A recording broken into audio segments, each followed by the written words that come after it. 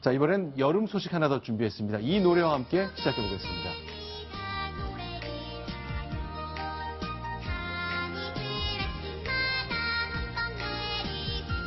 자, 어릴 적 초등학교 다닐 때 많이 들었던 이 노래입니다. 가을이 저만큼 다가왔다는 뜻일까요? 매미와 모기와 관련된 얘기 소식을 통해 전해드리겠습니다. 들어보겠습니다.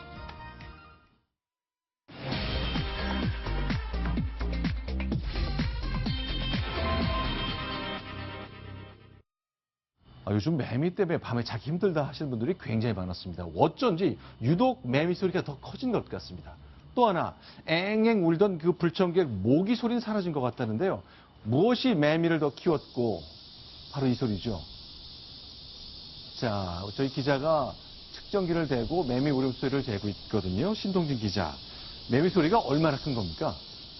예, 지금 보시는 그 화면을 좀 보시면요. 일단 매미 소음 크기를 나타내주는 지금 그래픽입니다.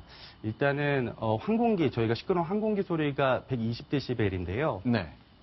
쭉 보시면 대형 트럭이 지나갈 때가 85데시벨이 나옵니다. 네. 그런데 보시면 매미가 내는 소음이 이 트럭이 내는 소리와 비슷하게 지금 측정된 것을 보실 수 있습니다.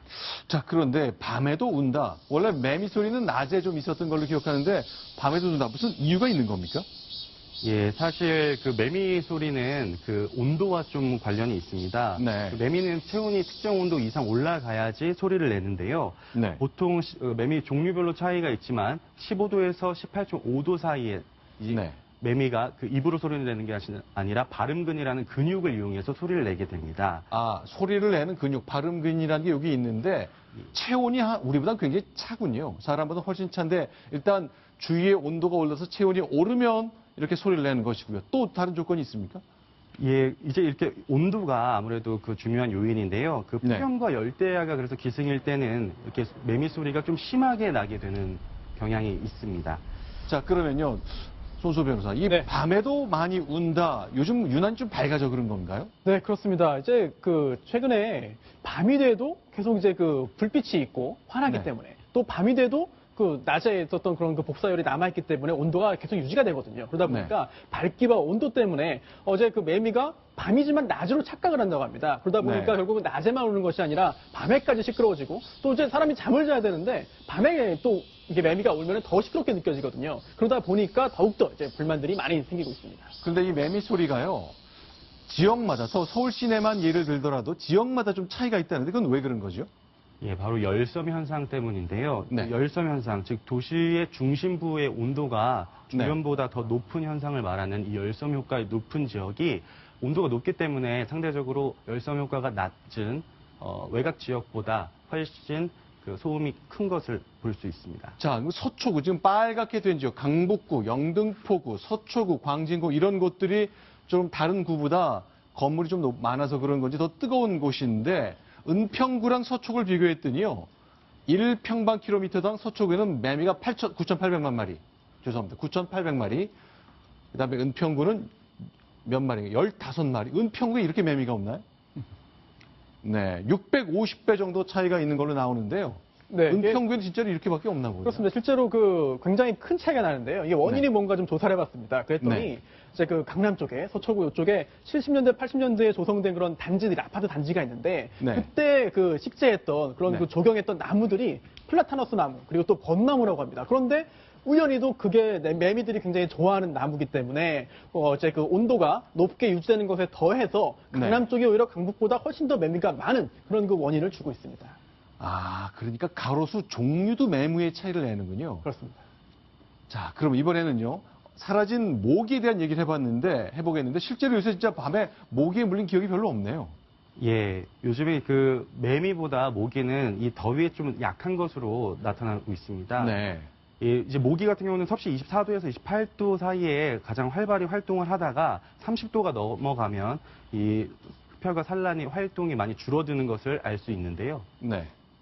지금 보시는 것처럼 2015년에는 그 네. 9,000마리 채집됐었는데요. 네. 올해 그 지난달까지 채집한 마리 수가 5,700여 마리로 36%가 줄어들었습니다.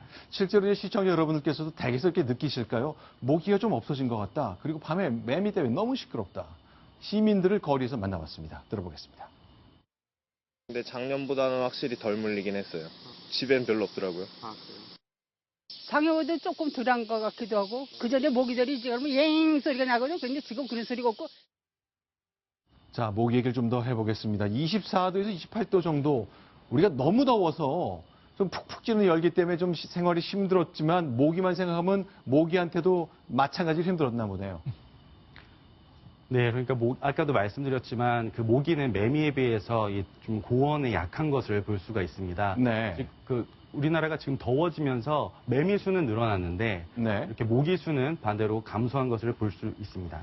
네, 실제로 저 김포의 촬영 같은 저희 기자 얘기를 들어보니까 뭐 논이 있는 곳에 물이 말라가지고 뭐 모기가 자랄 웅덩이가 잘 안 보이고 그래서 산란이 잘 안 된다는 얘기를 들었는데 실제로 보십시오.